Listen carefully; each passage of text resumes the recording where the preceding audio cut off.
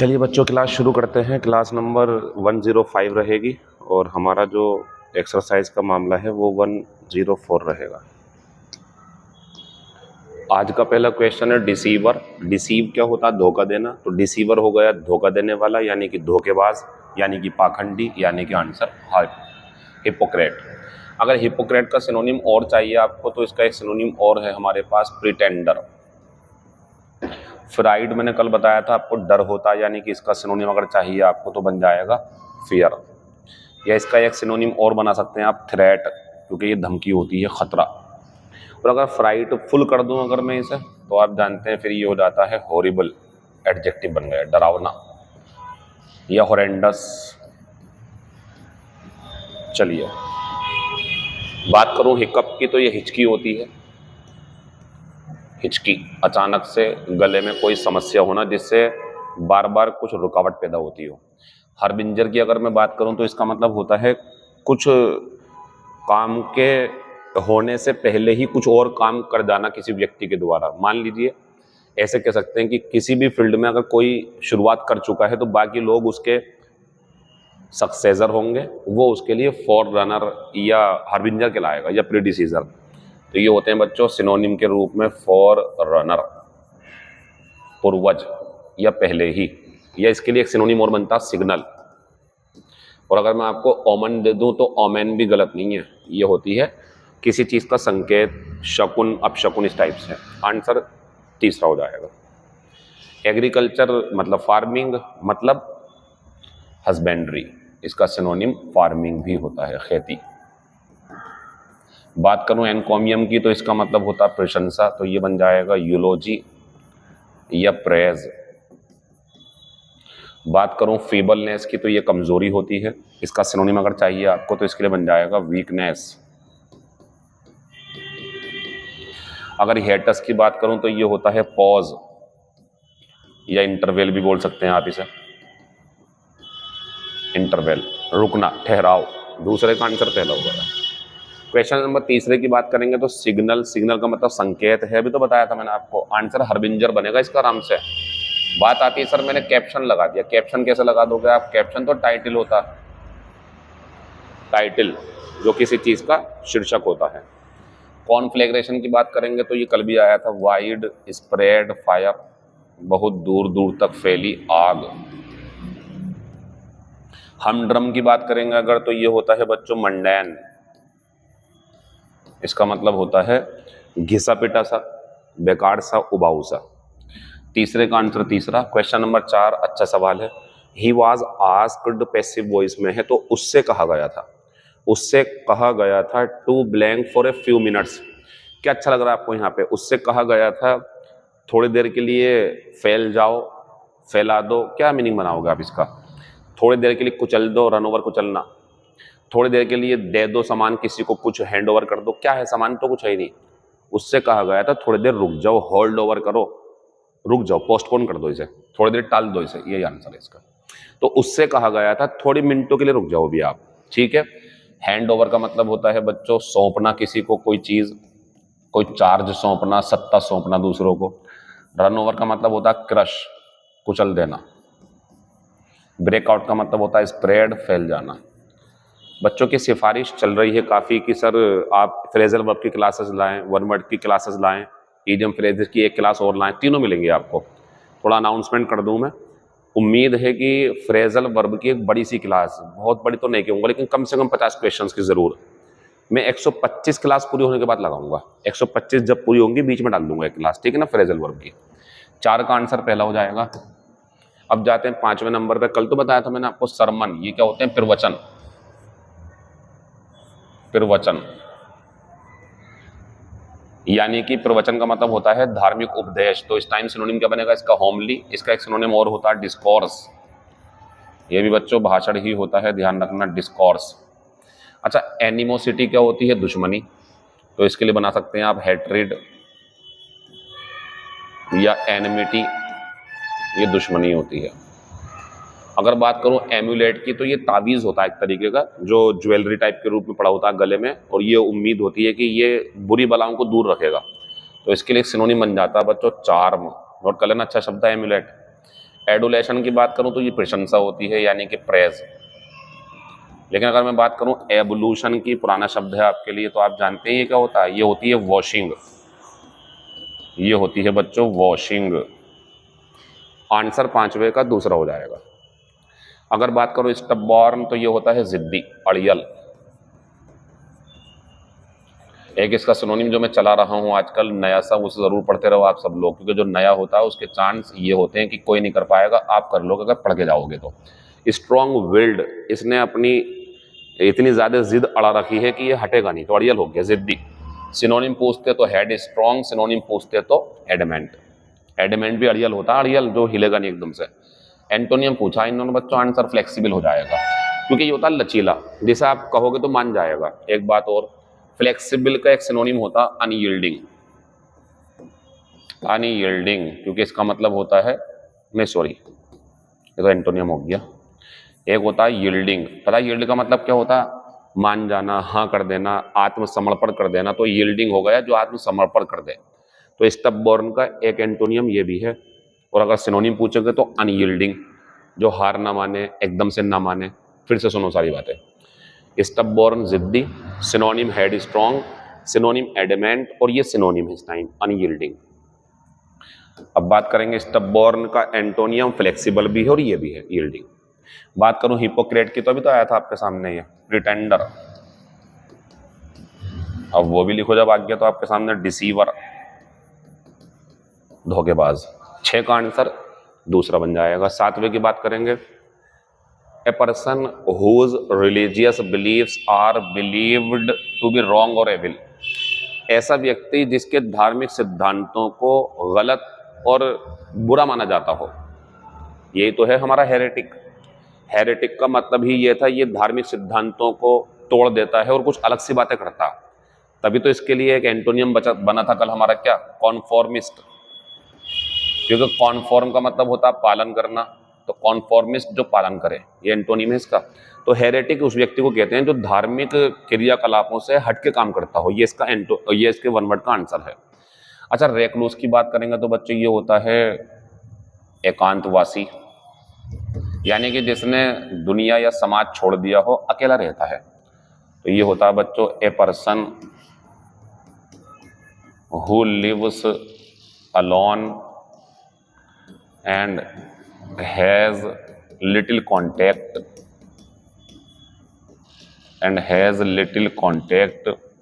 With others. दूसरों के साथ जिसका संपर्क है ही नहीं, बिल्कुल अकेला रहता है, रेक्लूस बोलते हैं इसे। सैडिस्ट की बात करेंगे तो बच्चे ये होता है ए पर्सन, वन वर्ड है ये, हु फील्स प्लीजर, जिसे खुशी मिलती है। पूरी बात सुन लेना अभी। Who feels pleasure by hurting others, यानी कि जब दूसरे लोग मुसीबत में होते हैं तो इसे बड़ी खुशी मिलती है। तो ये होता है बच्चों सैडिस्ट। अब बात करो सैमेरिटन की, तो ये आप जानते ही हैं, ये तो होता है बच्चों सहायता करने वाला। ए पर्सन हु हेल्प्स स्ट्रेंजर्स, जो सबकी मदद कर देगा, ये नहीं देखता कि मेरा अपना है, कोई भी आ जाए उसके ऊपर मदद कर देगा सबकी वो। 7वें का आंसर चौथा है, बाकी शब्दों का भी ध्यान रखना। प्रैंक, तो ये बहुत कहते हैं प्रैंक कर दिया मैंने आपके साथ में, देखो कैमरा लगा हुआ है, हम प्रैंक कर रहे थे, तो प्रैंक का मतलब मजाक ही तो हो गई। तो इसका सिनोनिम तो मैं बहुत बढ़िया बना दूंगा, हॉक्स। इसका सिनोनिम कल बताया था आपको, जोक। ये तो आपकी क्रिएटिविटी देखी जाती है प्रैक्टिस में, कुछ चेंज करता हूं मैं थोड़ा बहुत उसके अंदर। बोनेंजा का मतलब होता अचानक मिला लाभ, सडन गेन। एकदम से कुछ आपको खबर मिलेगी कि आप ये जीत गए हो, ये आपकी संपत्ति है, वहां से पता चला है ये खजाना आपका है, ये पैसा आपके, तो बोनेंजा है वो आपके लिए। कैलेमिटी की बात करेंगे बच्चों तो ये होता है डिजास्टर, यानी कि आपत्ति या कैटेस्ट्रॉफी। बात करूं कंसेंसस की, तो ये सहमति होती है, इसके लिए सिनोनिम बन जाएगा हमारा एग्रीमेंट, या बन जाएगा अकॉर्ड। चलिए 8वें का आंसर दूसरा हो जाएगा। 9 की बात करूंगा, the sheep blank together for warmth, ये जानते हो क्या होती है आप, गर्मी। नाउन है ये, गर्मी।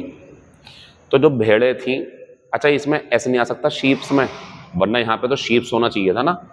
लेकिन नाउन का चैप्टर अगर आप पढ़ चुके हो तो कैटल, शीप, ये ऐसे शब्द हैं, इनमें एस नहीं आता। अच्छा, कैटल तो प्लूरल ही होता, ये तो सिंगुलर प्लूरल दोनों होता, लेकिन एस नहीं लगाता अपने साथ में। ये नाउन के चैप्टर को याद करो, कराया होगा मैंने आपको। तो ये प्लूरल है इस टाइम पे।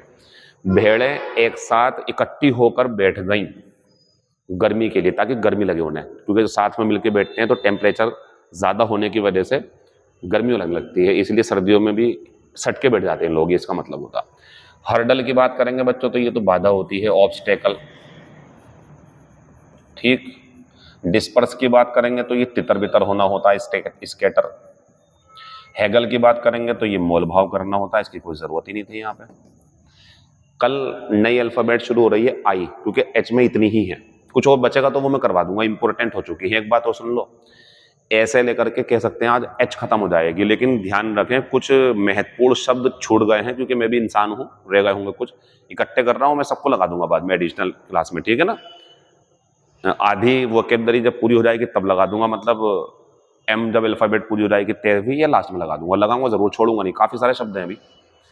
आंसर हमारा 9 का चौथा हो जाएगा। Question number 10, I blank you to speak the truth. ये बताओ आप, मैं मूल्यांकन करता हूं कि तुम सच बोलो, नहीं। इसका जो सिनोनिम होता है बच्चों वो क्या होता है, एसेस या इवेलुएट, ये इसका सिनोनिम है। तो ये तो आंसर नहीं था बच्चों। मैं तुम्हें धोखा देता हूं कि तुम सच बोलो, नहीं, मजा नहीं आएगा। बिगाइल का मतलब होता है चीट, आंसर नहीं है ये दोनों बचे। एडज्योर का मतलब होता है रिक्वेस्ट, भूल गए आप इसे, विनती करना, दिस इज द आंसर। और एब्ज्योर होता है रिनाउंस, त्यागना, वादा कर देना किसी से, घोषणा कर देना कि भाई मैंने ये चीज छोड़ दिया, रिनाउंस कर दी मैंने ये चीज। पहला आंसर है I adjure you, I request you to speak the truth, ये इसका मतलब है, मैं सच बोलने को तुमसे कह रहा हूं, प्लीज सच बोलो, ये इसका मतलब है। आंसर 10 का पहला है, वर्ड पावर का यूज था ये आपका। 2 houses in our village have been broke out, तो पता है आपको, स्प्रेड, फैलना। क्या हमारे गांव में इस सप्ताह 2 घर फैल गए हैं, नहीं।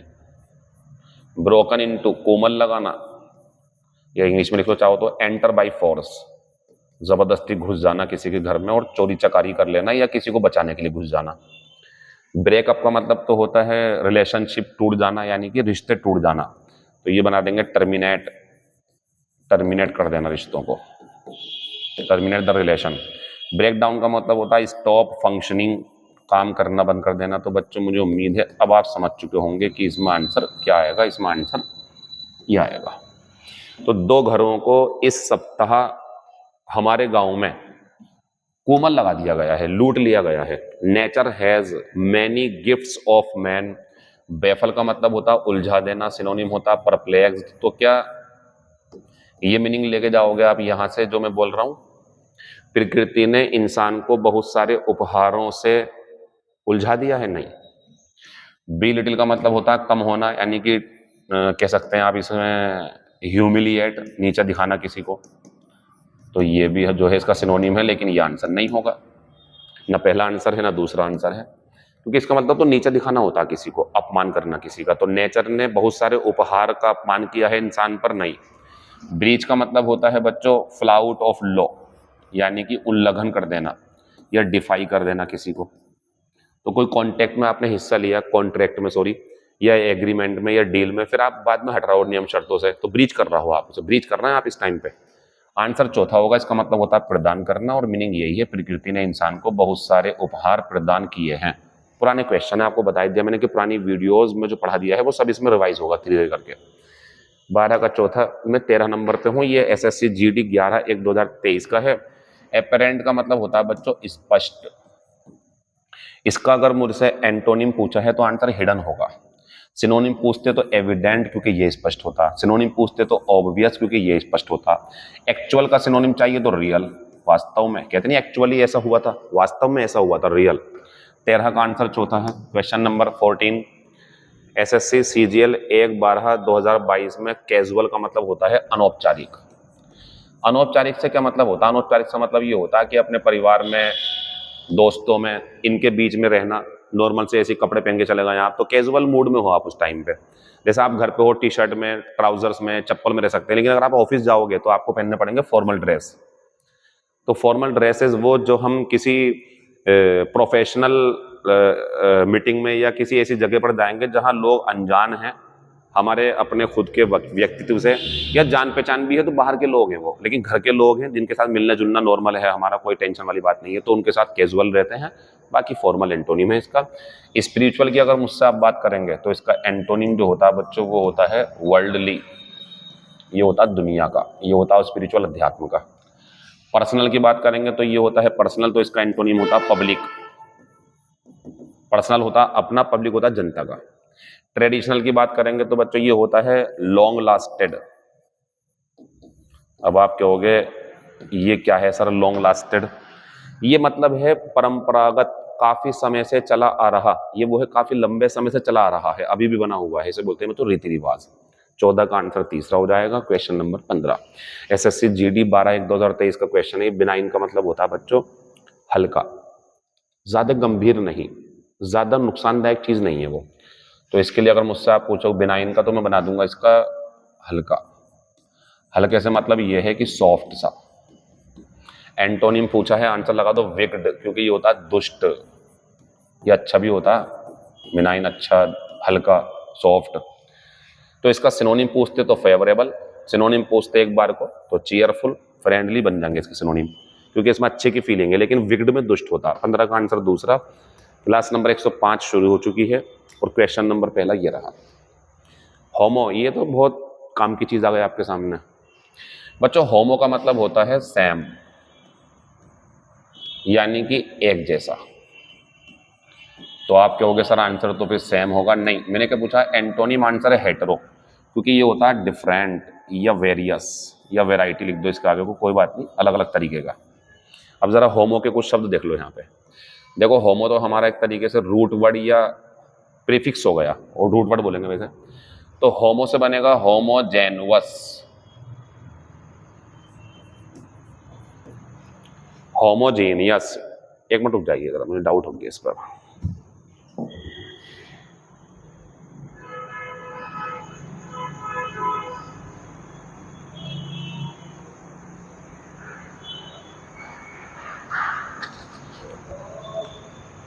सही है।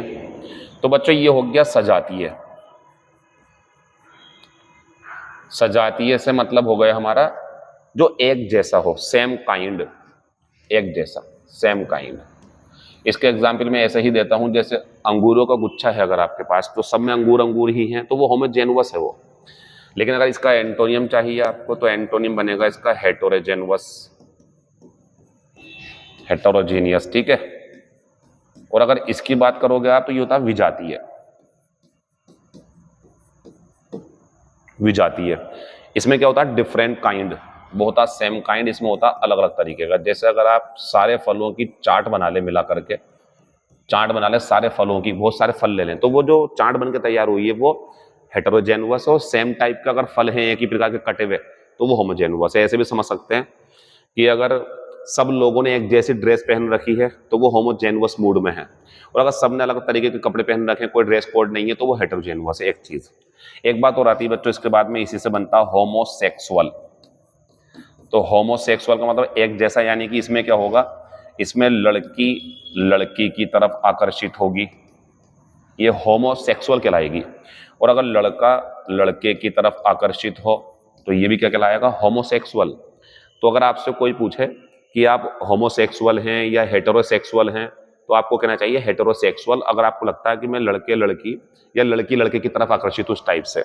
और अगर आपने होमोसेक्सुअल बोल दिया तो वो समझ जाएगा कि आप जो हैं ऐसे हैं कि आप लड़के हैं और लड़के को ही चाहते हैं, लड़की है तो लड़की को ही चाहते हैं, इसका मतलब ये होता है। एक बात खत्म हो गई। अब इसके बाद ये आता है, इसके बाद आ गया बच्चों के हमारे पास में हेटेरोसेक्सुअल।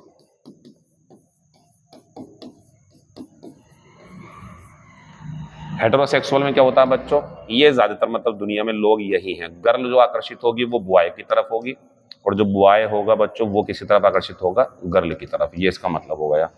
एक शब्द और है, जब बात चल रही है तो दिखा देता हूं मैं आपको। एक होता है बाइसेक्सुअल। बाइसेक्सुअल का मतलब होता है बच्चों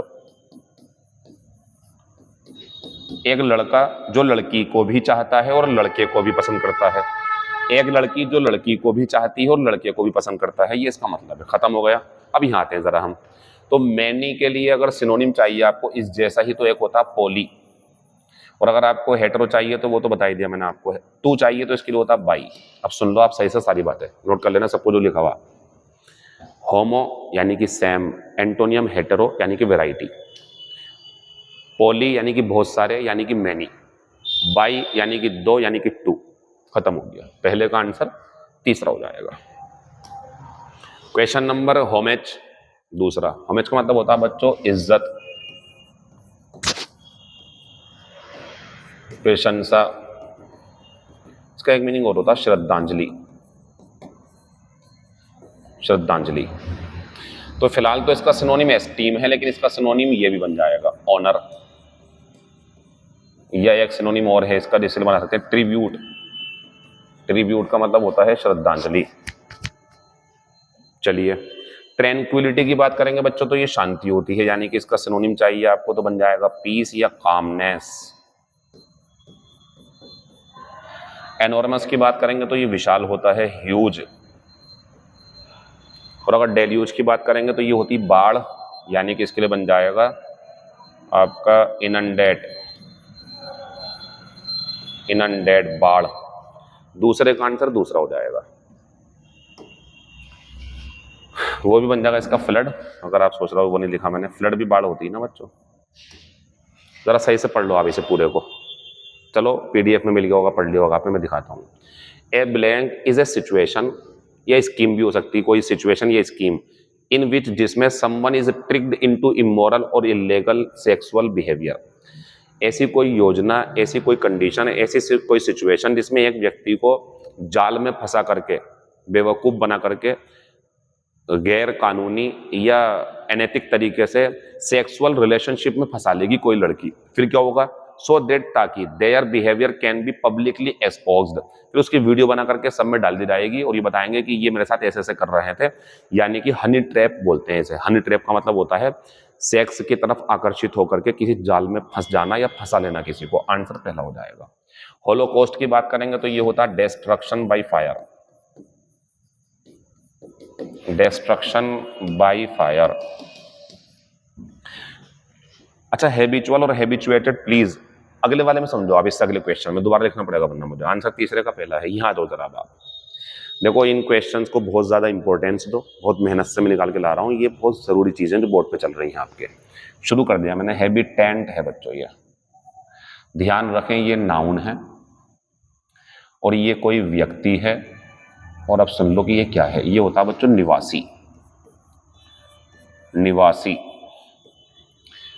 यानी कि मैं भी हैबिटेंट हूं, आप भी हैबिटेंट हो, कोई जानवर हैबिटेंट है, पक्षी हैबिटेंट है, यानी कि हम लोग, इंसान, जानवर, पक्षी सब हैबिटेंट हैं, हम निवासी हैं, हम किसी भी जगह पर रहने वाले।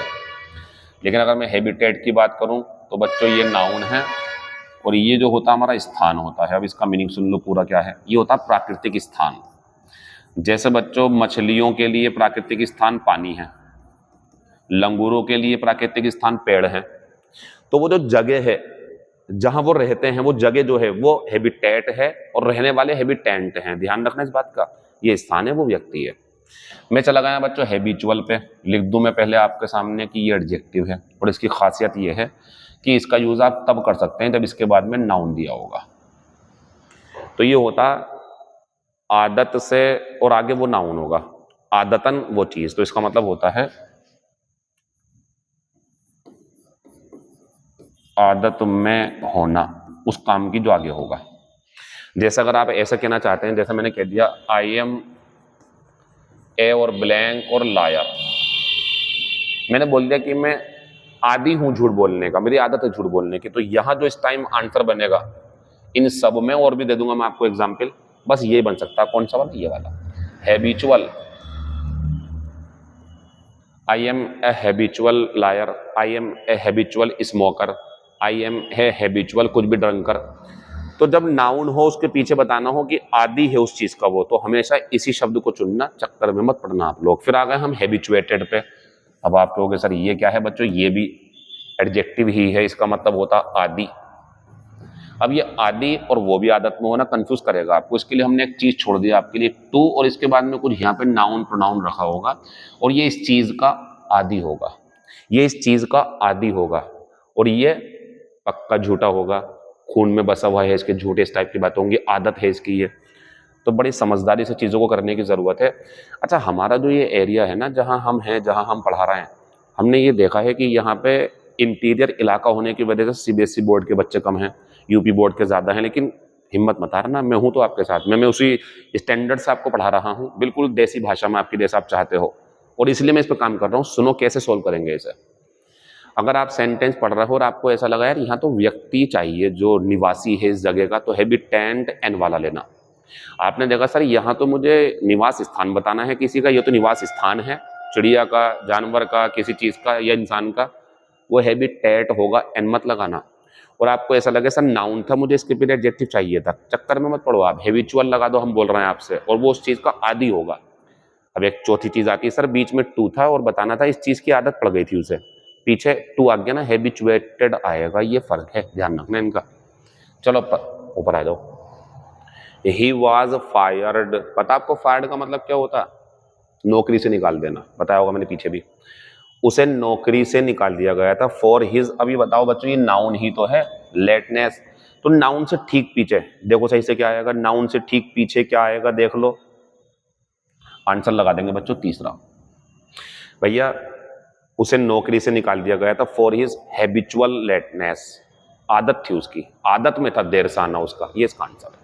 हैबिचुएटेड नहीं लगा सकते आप, इसे चाहिए था फिर टू, फिर कुछ और सोचते हैं हम।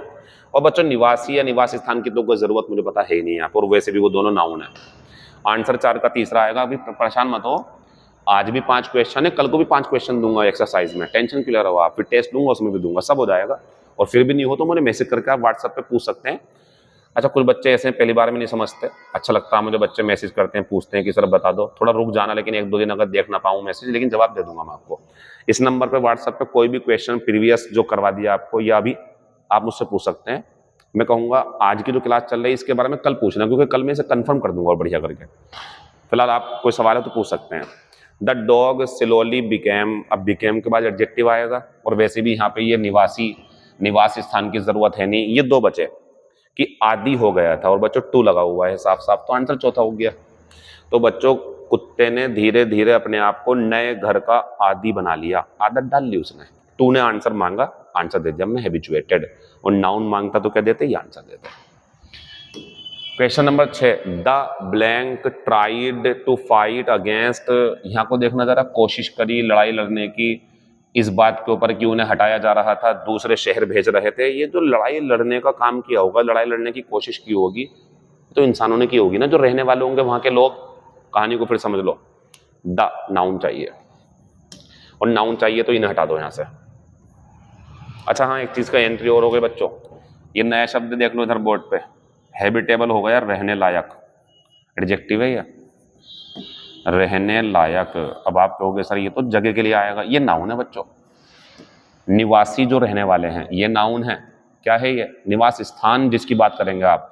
और कोई घर कोई जगह रहने लायक है ये बताना है तो हैबिटेबल, और ये पहले हो चुका, तो ये नया शब्द तीसरा, इसलिए मैंने लिख दिया इसे। आ जाओ वापिस। अब मुझे बताओ दा के बाद में नाउन है, तो ये दोनों हटा दो यहाँ से, एडजेक्टिव है ये। अब ये दोनों बच रहे हैं, देखते हैं। ट्राइड टू, बताओ निवास स्थान ने लड़ाई लड़ी जब उन्हें उस स्थान से दूसरे शहर भेजा जा रहा था, या वहां के निवासियों ने लड़ाई लड़ी होगी। The habitants tried to fight against being moved to another city but it was no use, ये कह रहे हैं वहां के जो निवासी हैं उन्होंने आवाज उठाई, या उन्होंने लड़ाई लड़नी शुरू की, या उन्होंने एक संघर्ष किया जब उन्हें दूसरे शहर भेजा जा रहा था, लेकिन कोई फायदा नहीं हुआ, उन्हें जाना ही पड़ा। आंसर बच्चों 6 का पहला हो जाएगा। 7वें पे आ जाओ, we are doing our best to make the house. अब बच्चों देखो, मेक द हाउस, घर को बनाने के लिए तो यहाँ चाहिए एडजेक्टिव, क्योंकि इसके लिए आएगा ना कि घर को बनाना कैसा है, घर को कैसा बनाना है, तो कैसा बनाना है, रहने लायक बनाना है। आंसर हो तो गया हमारा दूसरा वाला, पढ़ के देख लो आप सही सही से। हम पूरी कोशिश कर रहे हैं इस घर को रहने लायक बनाने की। घर का कैसे बनाने की, रहने लायक, तो घर एडजेक्टिव के रूप में हैबिटेबल लेगा। कोई जगह रहने लायक हो, जगह रहने लायक बनानी हो, घर जगह कोई, तो हैबिटेबल हो जाएंगे। अब मैं 8वें पे हूँ, द ग्रास लैंड, यानी कि घास का मैदान या घास की जो जमीन होती है, इज एन इम्पोर्टेंट, बच्चों ये एडजेक्टिव हो गया, ये कंफर्म हो गया कि यहाँ नाउन चाहिए, तो नाउन चाहिए तो इसे हटाओ, और नाउन चाहिए तो इसे हटाओ, 2 बच रहे हैं। अब मुझे बता दो, ग्रास लैंड की बात तो चल रही है ना, जो घास का मैदान है वो एक महत्वपूर्ण निवास स्थान है बहुत सारे जंगली पौधों के लिए, यानी कि घास के मैदान में बहुत सारे जंगली पौधे उगते हैं। तो ये जगह बतानी थी हमें, यहाँ पे व्यक्ति की तो कोई बात ही नहीं है, यहाँ पे आंसर है पहला, खत्म हो गया। हॉचियर, हैचियर भी पढ़ते हैं, हॉचियर भी पढ़ते हैं, इसका मतलब होता है बच्चों घमंड, यह इसका मतलब होता है एक उच्च विचार अपने बारे में, सामने वाला नहीं मानता अपने बारे में रखता वो कि हम दूसरों से ऊपर हैं, इसे बोलते हैं हम दूसरों से ऊपर हैं, दूसरे सब नीचे हैं हमसे, तो घमंडी ही तो होता है। आंसर लगा देंगे बच्चों हॉटीनेस, एक सिनोनिम और बन जाएगा इसका भी एरोगेंस, और भी है वैसे कंसीट वगैरह, लेकिन इसे लिख लो आप जरूर। तो ये हो गया हमारा आंसर 9 का चौथा। डिटेन्यू नोट कर लेना, प्रिजनर कैदी जो होते हैं। फिर आता है बच्चों कोइफर, ये होता है हेयर ड्रेसर, नोट कर लो, ये ना सबको ये विदेशी शब्द हैं सब जो बोर्ड पे चल रहा है, इंपॉर्टेंट। और चीपनेस तो बच्चों होती है मतलब कि लोनेस, नीचपन, ये इसका मतलब होता। तो 9 का आंसर चौथा ध्यान रखना, इसमें घमंड या उच्च विचार होते हैं अपने बारे में, दूसरे नहीं मानते, लेकिन आपको दूसरा नीचा मानते हैं, आप ऊंचा मानते हो अपने आप को, तो ये घमंडी हो गया। एरोगेंस, हॉटीनेस, हॉचियर। अगर डिटेन्यू की बात करूंगा तो कैदी होता, कोइफर की बात करूं अगर मैं तो ये होता हेयर ड्रेसर, जो बाल बाल सही करता हो। खत्म हो गया ये। 10 पाएंगे तो ये हम्बल, ये तो विनम्र सा होता, या निचले स्तर का भी बोलते हैं, ऐसे दोनों मीनिंग है इसके, नोट कर लेना। एक तो ये हो गया विनम्र, विनम्र सा जो ज्यादा किसी को घमंड में नहीं रहता, सीधा साधा सा होता। लेकिन एक मीनिंग हो रहा है इसके निचले स्तर का, दोनों मीनिंग का ध्यान रखना, निचले स्तर का, दोनों में से कुछ भी आ सकता। एंटोनिम पूछा, सिनोनिम पूछते तो क्या लगाते बच्चों, मीक, मीक होता है दब्बू, एकदम से कहना मान लेता, विरोध नहीं करता ज्यादा, यही बच्चों सबमिसिव होता है, ध्यान रखा करो इन शब्दों का। हम्बल का सिनोनियम मीक या सबमिसिव। अब आते हैं लोअर क्लास, तो लोअर क्लास भी इसका सिनोनियम ही होगा क्योंकि ये निचले स्तर का भी होता है, ठीक है ना, दोनों मीनिंग होते हैं। लेकिन हम लगाएंगे प्राउड, ये हो गया बच्चों घमंड में होना। अब आप लोग सर प्राउड तो ऐसे बोलते हैं, I am proud of my son, proud के दोनों मीनिंग हैं। अगर कोई व्यक्ति ये कह दे he is proud of his wealth, तो दौलत पे गर्व होता है या घमंड, अपने आप इसका मीनिंग घमंड बन जाएगा, भैया उसे दौलत पे बड़ा घमंड है। She is proud of her beauty, उसे सुंदरता पर बड़ा घमंड है। तो आप पढ़ करके समझ जाओगे कि यहाँ पे घमंड है या गर्व। लेकिन अगर कोई ऐसे बोले his father is proud of his son, ये यहाँ पे गर्व ज्यादा अच्छा है, तो यहाँ पे घमंड कह देंगे हमेशा अपने आप ही। तो हम्बल हो गया बहुत विनम्र, सही हो गया घमंडी टाइप का। आंसर 10 का चौथा बन जाएगा।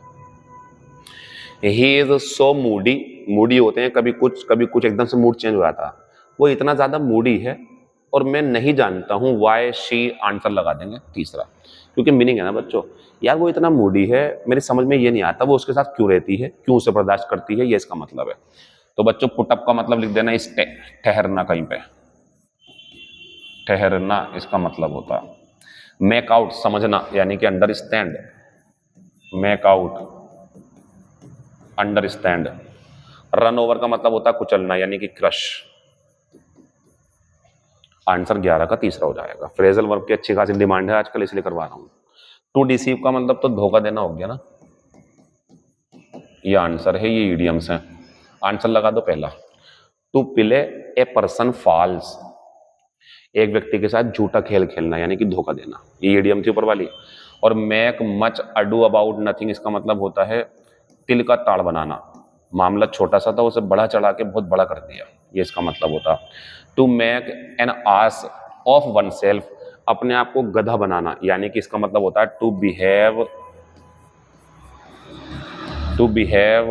रिडिक्यूलसली। रिडिक्यूलस का मतलब होता है रिडिक्यूलसली, इसका मतलब होता है कि अपनी खुद की मजाक बनवाना दूसरों से।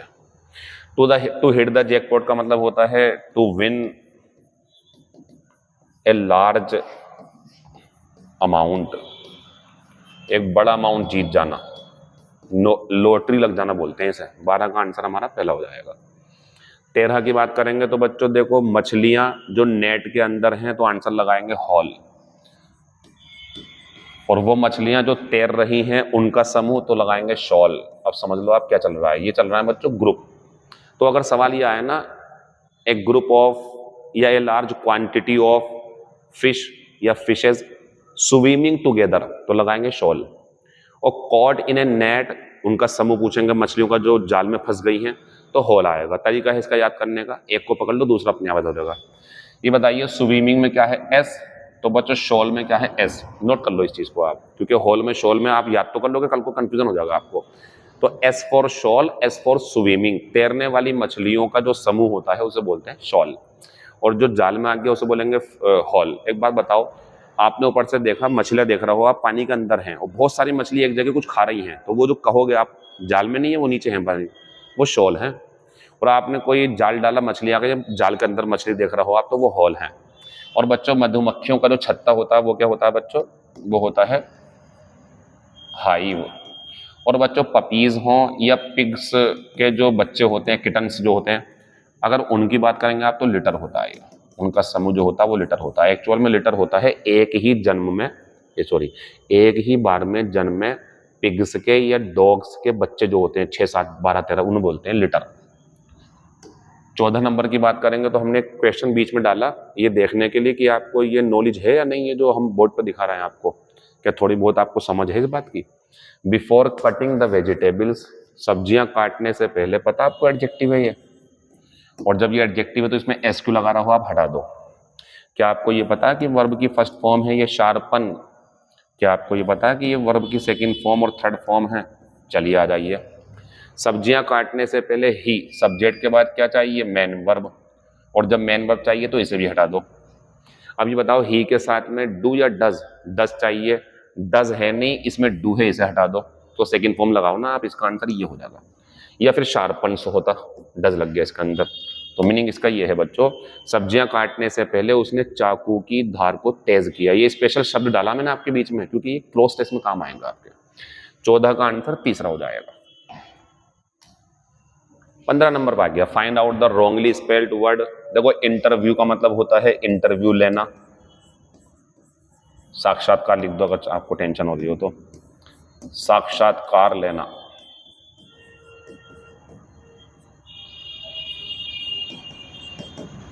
बच्चों इंटरव्यूअर लेने वाला, जो इंटरव्यू लेगा वो, और इंटरव्यू हो गया इंटरव्यू देने वाला।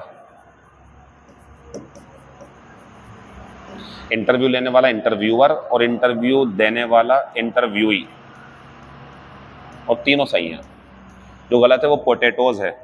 अब जरा आप इसे समझ लो, एक पोटैटो लिखो आप, एक मॉस्किटो लिखो आप, ये ग्रामर की एरर भी है, नाउन के चैप्टर की और स्पेलिंग भी है।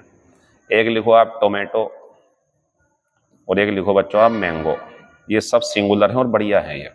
लेकिन अगर आपको इसका प्लूरल बनाना है तो आपको करना पड़ेगा potatoes ES, mosquitoes ES, tomatoes ES, mangoes ES. अगर इसमें एस होगा तो गलत होगा, जैसे ये गलत था। ठीक, और सुनो, अगर हो फोटो या हो वीडियो तो बच्चों इनमें एस आता सिंपल। 15 का आंसर चौथा होगा या ग्रामर भी मिल गया आपको। बाकी बातें कल होंगी। Thank you, all the best, see you tomorrow.